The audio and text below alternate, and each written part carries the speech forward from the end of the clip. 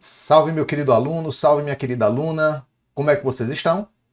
Espero que todos estejam muito bem. Me chamo Francisco Mário, sou seu professor de Direito Constitucional e aqui junto com a aprovação PGE, a gente vai conversar com vocês sobre um tema relevantíssimo para fins de provas de concurso.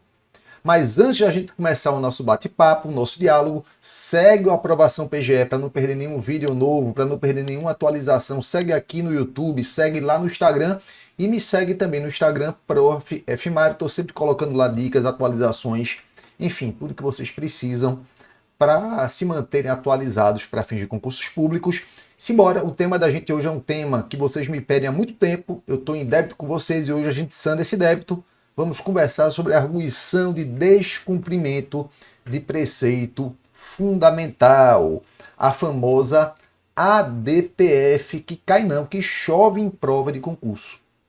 Prova para advocacia pública, prova para Ministério Público, prova para magistratura, foi cobrada recentemente, inclusive, prova para delegado de polícia, ou seja, é um tema que as bancas gostam. Então a gente vai conversar sobre ele aqui.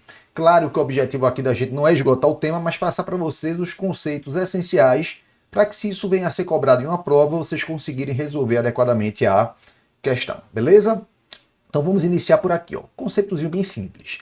A ADPF, ela configura uma ação de controle concentrado, é uma ação constitucional, tem previsão na Constituição, está lá no artigo 102, parágrafo 1º, é uma ação de controle concentrado, ação constitucional de controle concentrado e regida pelo princípio da subsidiariedade. Daqui a pouco a gente trata dessa questão da subsidiariedade. Olha só.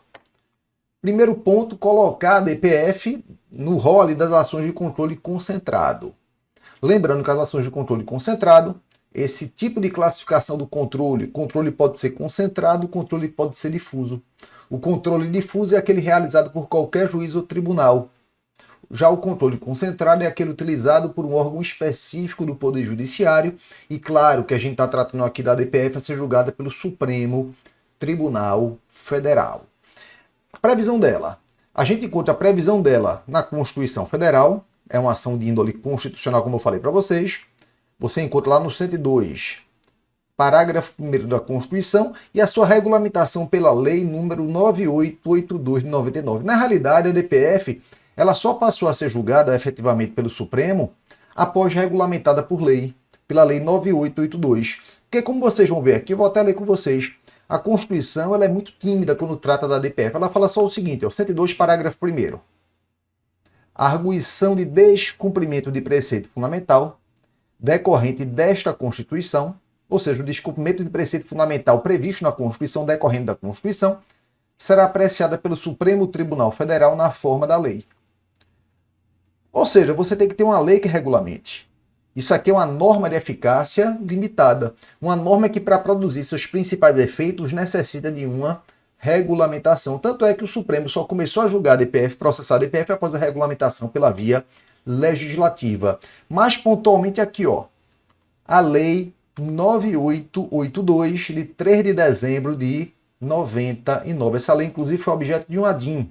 ADIM 2231, dá até para vocês verem aqui, ó. ADIM 2231. O Supremo declarou constitucional a Lei 9882. Aqui, a título de curiosidade, né, a gente não vai aprofundar nisso, é importante, mas é interessante que vocês saibam que existem dois tipos de ADPF. Uma ADPF que a gente chama de ADPF autônoma, que está aqui no artigo 1º. A arguição prevista no parágrafo 1º do artigo 102 da Constituição será proposta perante o STF e terá por objeto dela, evitar ou reparar lesão a preceito fundamental resultante de ato do poder público. Isso aqui é a ADPF chamada de ADPF autônoma. E você tem a ADPF incidental, que está no parágrafo único, que fala o seguinte, ó, caberá também arguição de descumprimento de preceito fundamental quando for relevante ao fundamento da controvérsia constitucional sobre lei ou ato normativo federal, estadual ou municipal, incluídos anteriores à Constituição. Isso aqui é o que se costuma se chamar de ADPF incidental. O inciso segundo ele foi vetado, então não vamos se preocupar com ele, beleza? Olha só, eu quero que vocês saibam que existe a ADPF autônoma e a ADPF incidental, mas a gente não vai se aprofundar nisso porque, no ponto de vista prático, O Supremo ele não tem dado maior relevância à diferença de processamento entre uma e outra. Então a gente vai tratar tudo como ADPF. Mas para fim de prova, lembrem que existe a autônoma, o objetivo dela é evitar ou reparar a lesão a preceito fundamental resultante de ato do poder público. E essa do parágrafo único é a ADPF incidental, que ela vai ser cabível quando for relevante o fundamento da controvérsia constitucional, né, sobre lei, o ato normativo federal, estadual ou municipal, incluídos aqueles anteriores à Constituição Federal. Quero que vocês lembrem que existem as duas, mas não vamos se preocupar muito com isso aqui agora não, com essa diferença. Só quero que vocês saibam que existe essa divisão aí na lei e também na doutrina. Olha só, galera. Como ação de controle concentrado, quem é que pode ingressar com a ADPF? Pode ingressar com a ADPF os mesmos legitimados para a DIN, para a ADC. Onde é que está essa previsão? Também na lei, ó. Está no artigo 2º da lei. Podem propor arguição de descumprimento de preceito fundamental. Inciso 1º, os legitimados para a ADIN, para ação direta de inconstitucionalidade. O inciso 2º, ele foi vetado, né? Permitia aí que qualquer pessoa pudesse acionar o Supremo em determinadas condições. Esse inciso aí ele foi vetado. Então, os legitimados para a ADPF são os mesmos da ADIN. E esses legitimados, muito rapidamente aqui, estão no artigo 103 da Constituição Federal. Podem propor a ADIN e a ADC. Presidente da República, mesa do Senado Federal, mesa da Câmara dos Deputados, mesa da Assembleia Legislativa ou da Câmara Legislativa do Distrito Federal, governador do Estado do DF, Procurador-Geral da República, Conselho Federal da OAB, partido político representado no Congresso, confederação sindical, entidade de classe de âmbito nacional. São os legitimados para ingresso da ADIN e, por óbvio, também para a ADPF. Eu não vou me aprofundar aqui nessa legitimação, por quê? Porque se você quiser, a gente tem um vídeo tratando só sobre isso. Eu gravei um vídeo bem completinho para vocês aqui, vocês rolem aí e procurem. A gente tem um vídeo tratando da legitimação para as ações de controle concentrado, onde a gente trata de cada um dos legitimados, a gente trata da questão da pertinência temática, quem é legitimado universal, quem é legitimado especial, e traz uma série de julgados do Supremo, no qual ele trata dessa questão da legitimação. Então esse vídeo que eu estou comentando com vocês, que vocês encontram aqui procurando, serve tanto para a DIN quanto para a ADC, quanto para a ADO, quanto para a ADPF. Serve para qualquer uma das ações de controle concentrado, beleza? Então bora continuar aqui. Então vimos os conceitos iniciais, vamos tratar agora do objeto e do parâmetro para o julgamento da ADPF, que é algo importante. Vamos começar aqui pelo parâmetro de julgamento. Observe o nome da ação. Arguição de descumprimento de preceito fundamental. Então, por óbvio, o parâmetro da ADPF não é toda e qualquer norma da Constituição. O parâmetro que o Supremo utiliza quando vai julgar uma ADPF são os preceitos fundamentais da Constituição Federal. E vamos fazer aqui uma lembrança muito rápida sobre o que é parâmetro e sobre o que é objeto. Para vocês entenderem, a gente está, um nivelamento aqui bem rapidinho para a gente estar falando sobre a mesma coisa. Olha só, quando a gente trata de parâmetro no controle de constitucionalidade, vou botar aqui o parâmetro, a gente se refere ao dispositivo constitucional violado. Dispositivo constitucional que se entende como violado. Isso aqui é o parâmetro. Quando a gente trata do objeto, a gente não está tratando daquele dispositivo. É o objeto da ação, é aquilo que está sendo impugnado, É o ato impugnado. Esse é o objeto. O objeto é justamente o ato que está sendo impugnado na ação. Então, observe que o parâmetro tem a ver com a causa de pedir da demanda. O parâmetro se relaciona com a causa de pedir. Vou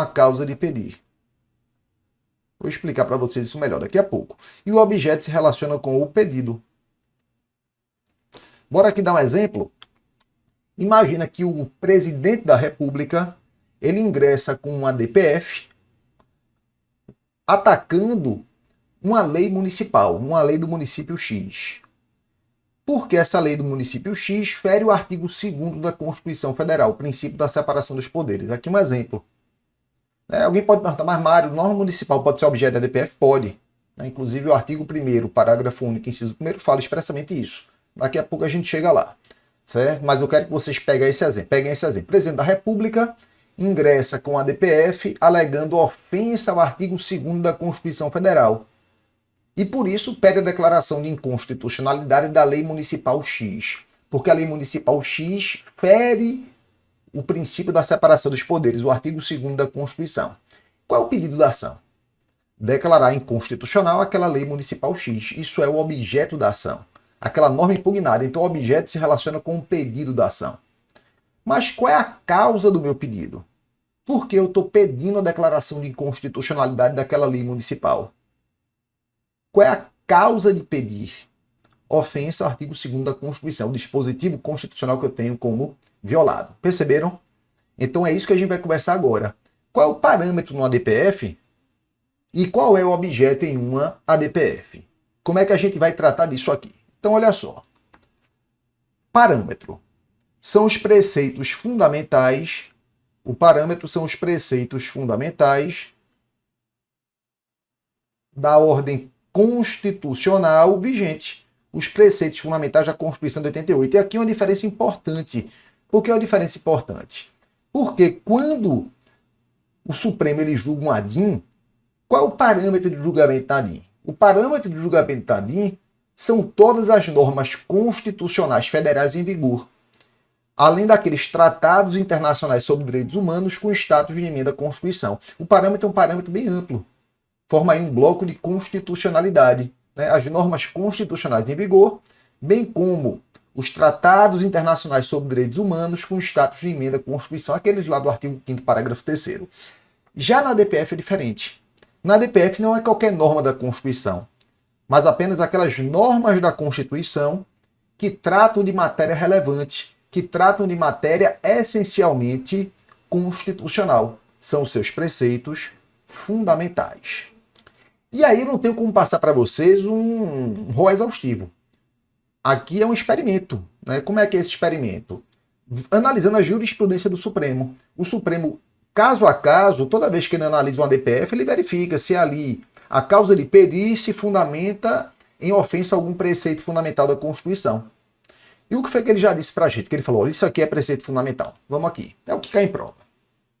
São preceitos fundamentais. Os princípios fundamentais da República Federativa do Brasil. Ou seja, os seus artigos 1º até 4º. Os artigos 1º até 4º da Constituição são seus princípios fundamentais. Eles configuram preceitos fundamentais. Também os direitos e garantias fundamentais. Os direitos e garantias fundamentais da Constituição configuram também preceitos fundamentais. Por que eu não coloquei aqui o artigo? Porque aqui, galera, para vocês lembrarem, que a gente tem um capítulo específico da Constituição que trata de direitos e garantias fundamentais, começa lá do artigo 5º e vai até o artigo 17, mas aquele rol não é um rol exaustivo. Você encontra direitos fundamentais em toda a Constituição Federal. Você encontra, por exemplo, o princípio da anterioridade tributária, que está lá no artigo 150 da Constituição, completamente deslocado do rol do 5º até 17, mas é também um direito fundamental. Então, onde quer que você encontre na Constituição um direito ou garantia fundamental, você vai entender que ele é um preceito fundamental. Lembrando que os principais estão no artigo 5º até 17. Você tem também os chamados princípios constitucionais sensíveis. Os princípios constitucionais sensíveis. Eis aqui estão no artigo 34, inciso 7º da Constituição Federal, os princípios sensíveis. Olha só, galera, os princípios sensíveis são tão importantes que quando eles são desrespeitados, dão ensejo a uma intervenção federal.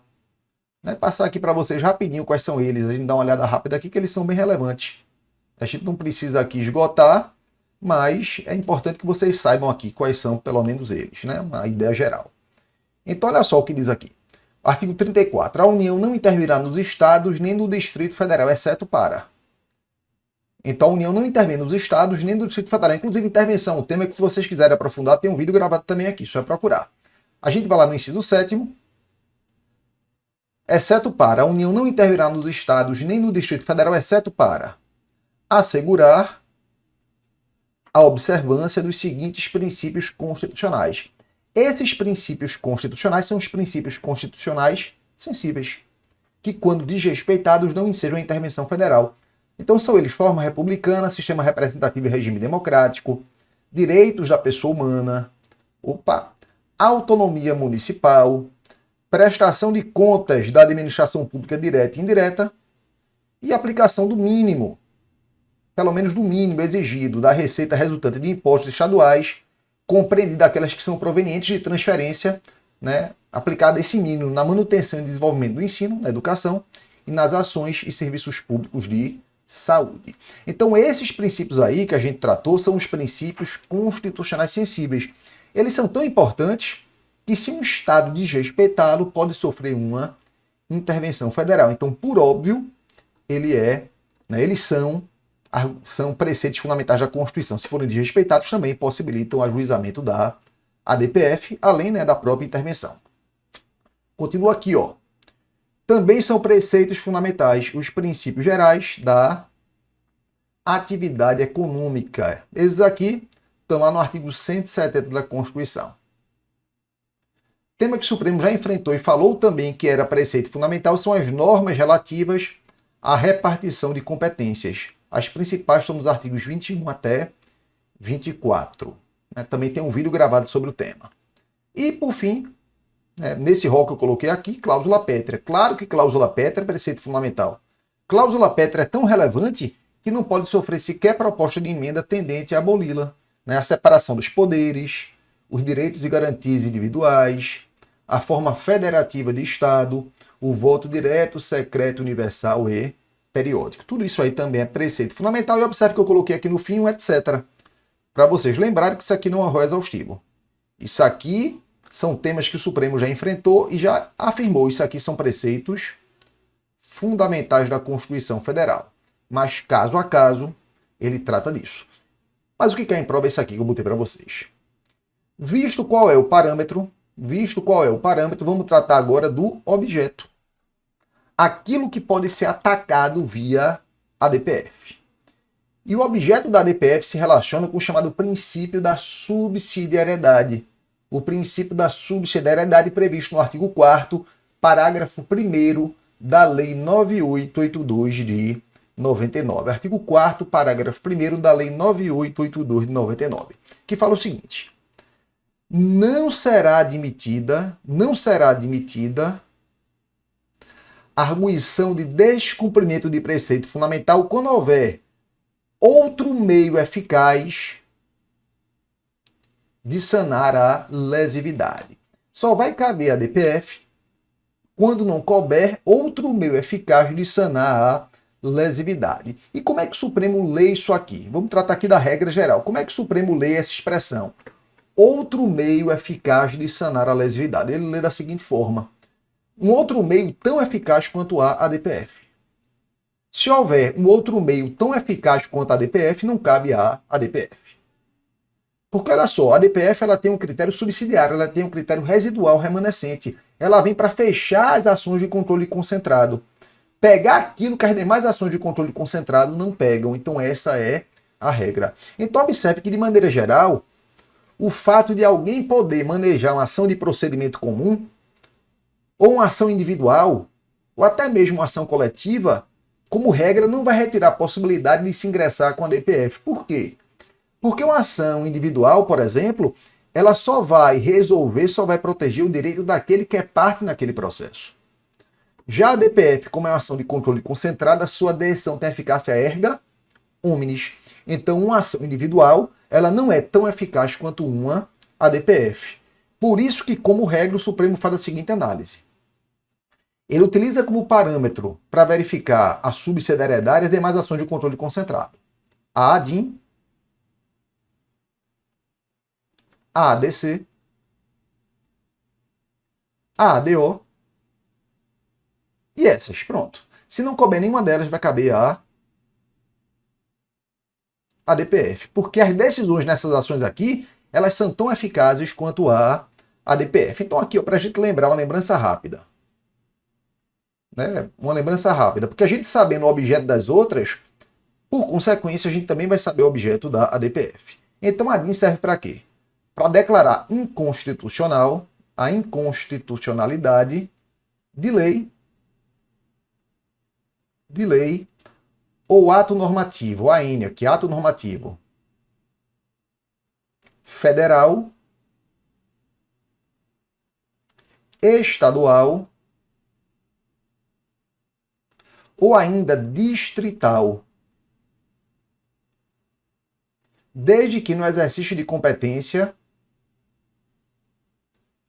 estadual, beleza? E claro que essas normas aqui, para serem objeto de ADIM, devem ser pós-constitucionais. Será que vai caber aqui? Cube, né? Tem que ser pós-constitucional. Então, objeto da ADIM, normas federais, estaduais ou distritais, normas do Distrito Federal que revela exercício de competência estadual, desde que tais normas sejam posteriores à Constituição Federal. A DIN não pode atacar o direito pré-constitucional. O direito pré-constitucional não se presta à análise via a DIN. Atenção com relação às normas do Distrito Federal. A gente sabe que o Distrito Federal não pode ser dividido em municípios. Em razão disso, ele acumula competência dos estados. A regra é que ele acumula competência dos estados e competência dos municípios. Então imagine o seguinte, uma lei do Distrito Federal que trate sobre IPVA. IPVA é tributo de competência estadual. Por consequência, essa lei do Distrito Federal que trata de IPVA é uma norma distrital que revela exercício de competência estadual. Pode ser impugnada via ADIM. Mas imagine uma norma do Distrito Federal que trate de IPTU. IPTU é tributo de competência municipal. Essa norma pode ser atacada via ADIM. Por quê? Porque é a norma do Distrito Federal que revela exercício de competência do município, não competência do Estado. E não cabe ADIM contra a norma municipal e muito menos distrital no exercício de competência municipal. Beleza? Então atenção para isso aí. Lembrar que essas normas devem ser pós-constitucionais. Vamos lá para a ADC. A ADC é para declarar constitucional lei, declarar constitucionalidade de lei, o ato normativo federal apenas. E também deve ser pós-constitucional. Então, observe que a ADC, a ação declaratória de constitucionalidade, ela não objetiva declarar algo inconstitucional, mas declarar constitucional. E apenas normas federais pós-constitucionais. E por fim, a ADO, né? Claro que por fim a gente vai ver a DPF ainda, mas a ADO para a gente completar esse rosinho aqui e chegar na subsidiariedade. O objetivo da ADO é declarar a omissão inconstitucional relativa à ausência de lei ou ato administrativo dotado de generalidade, né? A ausência de lei ou ato administrativo, né, da União, ou seja, federal ou estadual. Aqui é a ausência de norma. Então a gente vai chegar na seguinte conclusão. Quando não couber nenhuma dessas situações, quando não couber nem a DIN, nem a DC, nem a DO, será cabível a DPF, princípio da subsidiariedade, né? Eu até botei aqui, escrevi, vi que fiquei na minha frente, né? Que eu estou escrevendo olhando para a tela. Deixa eu botar aqui, ó. Omissão inconstitucional contra a edição de lei, o ato administrativo, deixa eu botar aqui no cantinho, ó. Federal ou estadual. Pronto, para vocês verem o que eu escrevi, né? Apesar de eu ter lido. Ficou na frente agora, mas agora eu não vou ajeitar não, galera. Dá para vocês saberem que tem escrito aí estadual, beleza? Olha só, então quando não couber nenhuma das outras, vai caber a DPF. Então aqui também, ó, exemplo de hipótese de cabimento da DPF. Primeiro ponto eu quero lembrar para vocês que a DPF só é cabível quando tiver objeto o ato do poder público. Lembra disso. Tem que ter como objeto o ato do poder público. Ato do poder público. Lembra disso porque isso vive caindo em prova, hein? Porque qual a ideia? Como a DIN, a DC e a DO não podem ter como objeto atos privados, então qual é o raciocínio que você poderia traçar? Então, pela subsidiariedade, poderia ser objeto de ADPF. Não cabe ADPF contra ato de particulares, galera. Tem que ser sempre ato do poder público. Isso aí chove em prova, cuidado com isso. Então vamos lá. Hipótese de cabimento. Direito municipal pode ser objeto de ADPF. Seja ele pré ou pós-constitucional. Por quê? Observa aqui, ó. Norma municipal não pode ser objeto nem de ADIM, nem de ADC, nem de ADO. Então, norma municipal pode ser objeto da ADPF. Continuando. Direito distrital. Mas, Mário, você falou que direito distrital pode ser objeto de ADIM. Calma. Mas, para ser objeto de ADPF, tem que ser no exercício de competência municipal. Direito distrital no exercício de competência municipal, seja ele pré ou pós-constitucional também. Porque observe que para ser objeto de ADIM, tem que ser direito distrital no exercício de competência estadual. Então, no exercício de competência municipal, pensa como se fosse a norma municipal.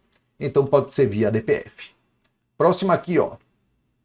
Normas federais, estaduais e distritais no exercício de competência estadual. Mário, isso aí é objeto de ADIM. É objeto de ADIM se for pós-constitucional. Mas se for pré-constitucional, será objeto de ADPF. E aqui um detalhe importante que eu quero que vocês lembrem. Não esqueçam disso aqui que eu vou falar. Ó.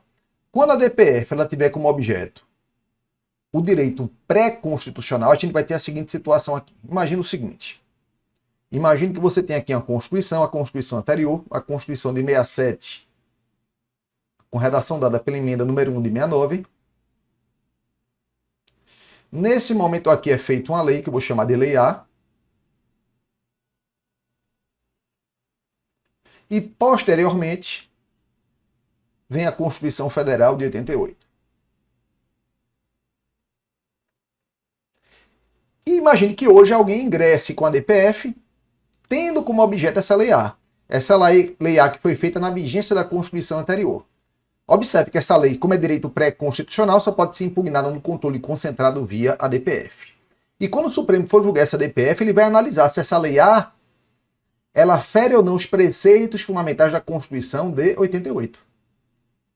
É isso que ele vai analisar. Essa lei aqui fere os preceitos fundamentais da Constituição de 88?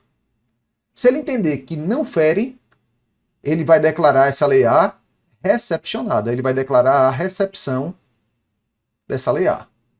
Porque ela é compatível com a Constituição Federal de 88. Ela tem compatibilidade material. Mas se ele verificar que essa lei A é incompatível materialmente, ele vai declarar a não recepção. E lembrar que para o Supremo, a não recepção não gera uma inconstitucionalidade superveniente. Para o Supremo, a não recepção gera uma revogação. Aqui é questão de dinâmica constitucional no tempo. Lembra que normas anteriores à Constituição Federal, com ela incompatíveis materialmente, elas não são declaradas inconstitucionais, são declaradas não recepcionadas. E para o Supremo, a não recepção equivale a uma revogação. Eu tenho aula aqui também sobre dinâmica constitucional no tempo. Procure aí que vocês vão achar um conceito importante para compreender isso aqui, beleza? Só quero que vocês lembrem que nesse caso, quando for direito pré-constitucional, o parâmetro ainda assim vai ser a Constituição de 88, seus preceitos fundamentais. No caso da ADPF, claro, é disso que a gente está tratando. E se o Supremo entende que é incompatível materialmente, ele declara não recepcionado, por consequência, revogado. Simbora, bora continuar aqui. Decisão judicial também pode ser objeto de ADPF, decisões judiciais. Cuidado, vive caindo em prova, né? Qualquer decisão judicial não, desde que não tenha transitado em julgado. Decisões judiciais que não tenham transitado em julgado. Pode ser objeto de ADPF também o estado de coisas inconstitucional. Tem um vídeo também tratando do estado de coisas inconstitucional. Procura aí, conceito que a gente já tratou disso. ADPF 347, né, tratou do sistema carcerário nacional. O estado de coisas inconstitucional é uma situação de inconstitucionalidade generalizada. Você não consegue resolver com uma ação específica. É necessário uma atuação estruturada de todos os poderes. Então, quando é que está configurado o estado de coisas inconstitucional? Quando você tem uma violação massiva e persistente a direitos fundamentais,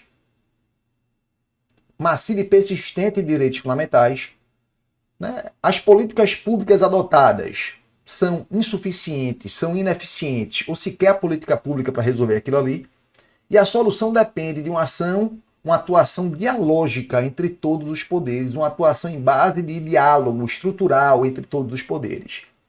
Pensa no sistema carcerário nacional, que é para você resolver série de coisas. Ali há um estado de omissão, sem dúvida nenhuma, um estado de omissão. Para você resolver, você também tem que destinar recurso orçamentário, tem que fiscalizar, tem que adotar medidas de índole normativa, tem que fazer uma série de coisas.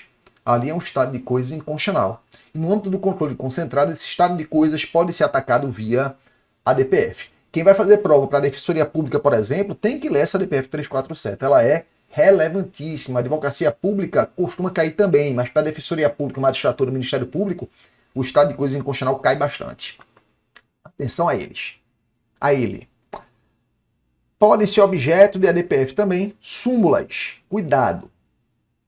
Não vinculantes. Súmulas não vinculantes podem ser objeto de ADPF. E se forem, até complementar aqui, dotadas de generalidade e abstração. Forem gerais, súmula geral e abstrata.